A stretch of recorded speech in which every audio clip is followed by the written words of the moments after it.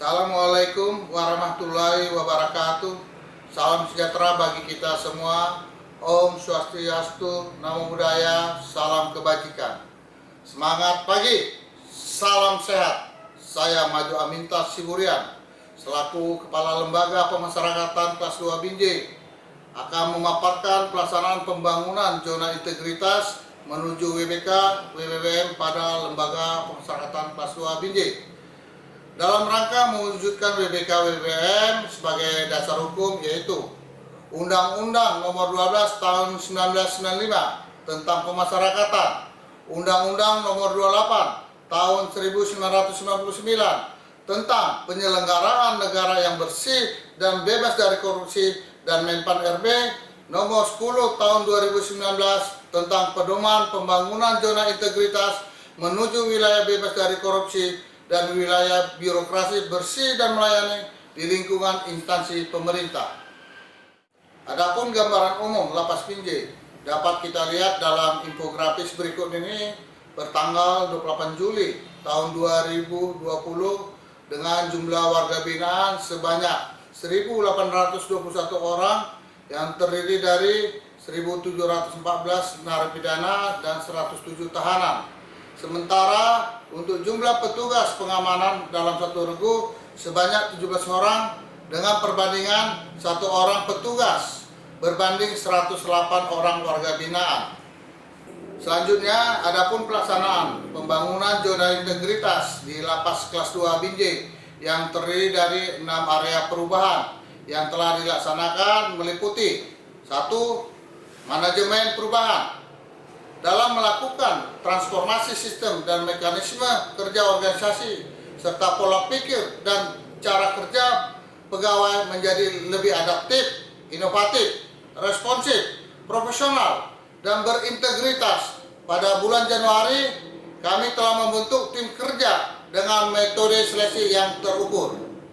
Berikutnya, kami melakukan rapat pembuatan rencana kerja dan rencana aksi, serta menetapkan target-target prioritas dalam pembangunan zona integritas menuju WBK WBBM di Lapas Binjai. Selanjutnya, pemantauan dan evaluasi juga dilakukan baik dengan pendampingan pembangunan zona integritas oleh tim WBK WBBM Pusat dan oleh Kepala Kantor Wilayah Kementerian Hukum dan HAM Sumatera Utara, juga melakukan briefing rutin dan evaluasi berkala bersama pimpinan.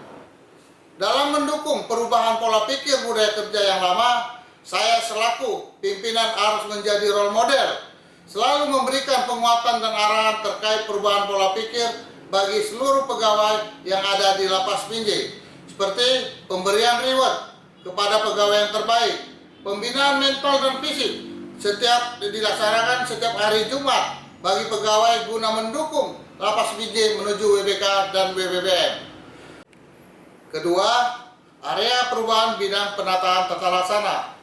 Dalam setiap proses pelayanan yang terdapat di Lapas Kelas 2 Binjai, baik pelayanan kepada masyarakat maupun kepada warga binaan, selalu terdapat kepastian dan alur pelayanan yang jelas, serta waktu pelayanan yang terukur dan dapat diakses oleh publik, baik melalui banner maupun spanduk yang terpasang pada area pelayanan publik, dan juga melalui media online, baik itu website maupun media sosial seperti Facebook, Instagram, dan Twitter.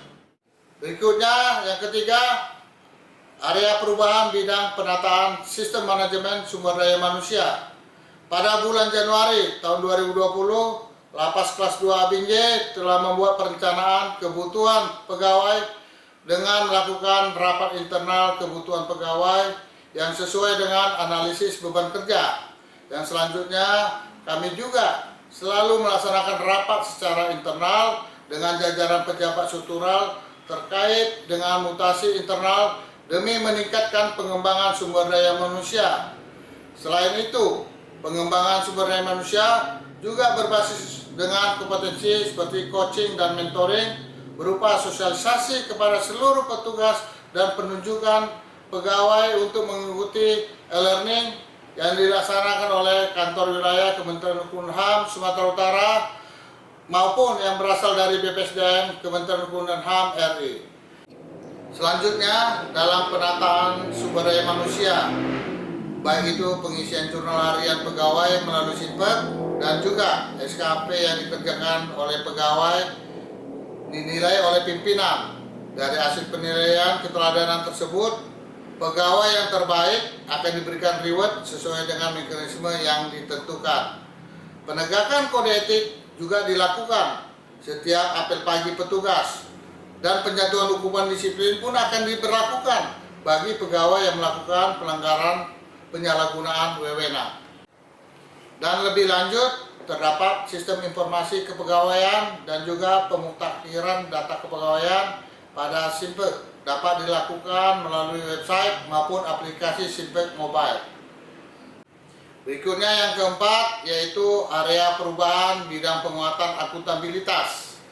Dalam penyusunan RKKL, saya selaku pimpinan memiliki peran penting dalam penguatan akuntabilitas. Penyusunan RKKL yang dihadiri seluruh pejabat struktural yang langsung saya pimpin demi terciptanya akuntabilitas, di mana dalam hal ini akuntabilitas penggunaan anggaran di Lapas Binjai selalu dilaporkan melalui aplikasi e-performance, ya, sehingga akuntabilitas kinerja Lapas Binjai termonitoring. Selanjutnya pada area perubahan kelima, yaitu penguatan pengawasan. Dalam pengendalian gratifikasi, kami juga melakukan public campaign pada masyarakat maupun pada warga binaan pemasyarakatan terkait dengan apa itu gratifikasi, hal-hal apa saja yang termasuk dalam gratifikasi, dan bagaimana cara melaporkan gratifikasi itu sendiri. Selanjutnya, dalam mendukung penerapan SPIP, kami telah meminta pendampingan dari BPKP Perwakilan Sumatera Utara dan dari kantor wilayah Kementerian Hukum dan HAM Sumatera Utara terkait dengan bagaimana cara mengidentifikasi risiko dan apa risiko yang paling tinggi di Lapas Binjai, sehingga dapat melakukan tindak pengendalian risiko itu sendiri yang sesuai dengan karakteristik pada Lapas Binjai. Selanjutnya, dalam rangka menampung aspirasi ataupun pengaduan-pengaduan masyarakat terkait dengan pelayanan publik yang ada di Lapas Binjai, kami telah membentuk layanan pengaduan masyarakat yang berada di ruang layanan kunjungan. Layanan pengaduan masyarakat tidak hanya melayani pelayanan secara langsung, tetapi juga dapat melalui email, WhatsApp, website, dan media sosial pada Lapas Binjai. Selanjutnya, dalam mewujudkan penyelenggaraan tata kelola pemerintahan yang baik atau good governance di lingkungan Kementerian Hukum dan HAM, Lapas Binjai mendukung penyediaan akses yang mudah untuk menerima keluhan dan pengaduan melalui whistleblowing system. Selanjutnya, penerapan benturan kepentingan. Dalam hal ini, kami telah melakukan sosialisasi benturan kepentingan dalam bentuk pengarahan, baik pada saat apel maupun pada rapat dinas. Terakhir, area perubahan ke-6, yaitu bidang peningkatan kualitas pelayanan publik. Dalam hal ini, Lembaga Pemasyarakatan Kelas 2 Binjai sebagai satuan kerja yang memberikan pelayanan publik telah melakukan peningkatan kualitas pelayanan publik dalam hal 1. Standar pelayanan. Dalam maklumat pelayanan, pimpinan dan seluruh staf Lapas Binjai menyatakan sanggup dan siap menyelenggarakan pelayanan yang ditetapkan sesuai dengan Undang-Undang Nomor 25 Tahun 2009 dan Surat Keputusan Direktorat Jenderal Pemasyarakatan Tahun 2014. Sebagai perwujudan peningkatan kualitas pelayanan publik, peningkatan budaya pelayanan prima dengan sosialisasi dan penguatan kepada petugas yang menjadi duta pelayanan. Pelayanan prima yang diberikan petugas kepada pengunjung baik melalui pemeriksaan dan pengawasan. Kami menggunakan moto senyum, salam, dan sapa kepada setiap pengunjung. Juga melakukan pelayanan berbasis HAM kepada warga binaan dan kepada pengunjung yang menyandang disabilitas. Dari peningkatan kualitas pelayanan publik yang dilakukan Lapas Binjai dalam penilaian kepuasan terhadap masyarakat yang dikeluarkan oleh Balitbang Kementerian Hukum dan HAM periode April sampai Juni tahun 2020 dengan nilai survei. Perilaku anti korupsi atau IPK 15, sangat baik. Kepuasan masyarakat atau IKM skor 20 atau sangat baik. Dengan jumlah responden 150 orang per tanggal 30 Juni 2020 pukul 14:30 waktu Indonesia Barat. Adapun beberapa inovasi pelayanan pemasyarakatan yang ada di Lembaga Pemasyarakatan kelas 2 Binjai meliputi: pertama, inovasi halte pas yang merupakan penambahan sarana berupa ruang tunggu bagi masyarakat yang akan berkunjung ke Lapas Binjai dikarenakan intensitas pengunjung yang meningkat, sementara sarana yang ada bagi pengunjung untuk menunggu tidak ada dan terkena terik matahari. Kedua, inovasi lapritas atau layanan prioritas dan disabilitas. Ini merupakan layanan yang dikhususkan bagi kelompok rentan maupun disabilitas berupa layanan pendaftaran khusus, ruang tunggu khusus, pelayanan disabilitas oleh duta layanan, parkir khusus disabilitas, dan ruang kunjungan khusus disabilitas. Ketiga, inovasi policukur atau pendaftaran online cepat dan terukur, merupakan layanan pendaftaran secara online melalui aplikasi WhatsApp bagi masyarakat untuk mengurai jumlah antrian. Untuk pendaftaran secara online dapat dilakukan dengan mengirim ke nomor WhatsApp pada 0822 7702 0944 dengan format nama pengunjung, tanggal berkunjung, dan nama warga binaan yang akan dikunjungi. Keempat, inovasi selfie pribadi WBP atau self service bagi keluarga inti warga binaan pemasyarakatan. Ini merupakan layanan mandiri terkait dengan informasi status warga binaan, baik jenis hukuman, tanggal bebas, jumlah remisi yang didapatkan, dan waktu pengusulan mengikuti program integrasi atau pembebasan bersyarat, cuti bersyarat, maupun cuti menjelang bebas. Yang kelima, inovasi siap WBK atau sistem informasi antrian pengunjung dan waktu berkunjung.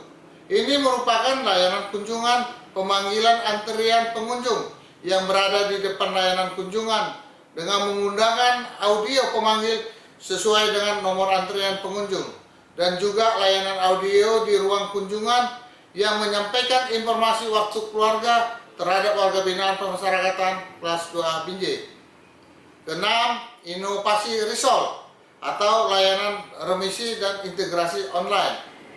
Ini merupakan layanan pemasyarakatan yang bertujuan untuk mempercepat dan mempermudah proses pengusulan layanan remisi dan integrasi bagi warga binaan pemasyarakatan Lapas kelas 2 Binjai, baik dalam hal pengusulan remisi dan integrasi atau PB, CB, dan CMB. Yang ketujuh, inovasi ramah anak atau ruang bermain khusus anak-anak. Ini merupakan sarana yang dibangun sebagai tempat bermain anak-anak bagi pengunjung yang datang ke Lapas Binjai yang membawa anak. Yang kedelapan, inovasi terasi atau tempat ruang laktasi. Ini merupakan fasilitas yang ada di Lapas Binjai sebagai tempat bagi pengunjung yang telah membawa anak bayi sehingga pemberian ASI tidak terputus meskipun sedang berada di dalam lapas. 9. Labing View atau Lapas Binjai Public Relations. Inovasi ini merupakan tim yang telah dibentuk untuk memberikan percepatan informasi dan publikasi terkait program dan kebijakan pemerintah di jajaran pemasyarakatan, baik melalui website, media sosial, dan channel YouTube. Yang ke-10, inovasi manjur atau monitoring absensi dan jurnal harian real time. Merupakan aplikasi yang dibentuk terintegrasi dengan aplikasi Simpek Kementerian Hukum dan HAM dan rangka memonitoring kehadiran seluruh pegawai dan jurnal harian secara real time guna mengetahui kehadiran dan jurnal harian pegawai. Yang ke-11, inovasi singkat atau sistem monitoring kehadiran pejabat. Ini merupakan inovasi terkait dengan kehadiran pejabat ada atau tidak ada di tempat. Demikian pemaparan ini yang bisa kami sampaikan. Semoga Lapas Binjai meraih WBK. Lapas Binjai pasti bisa.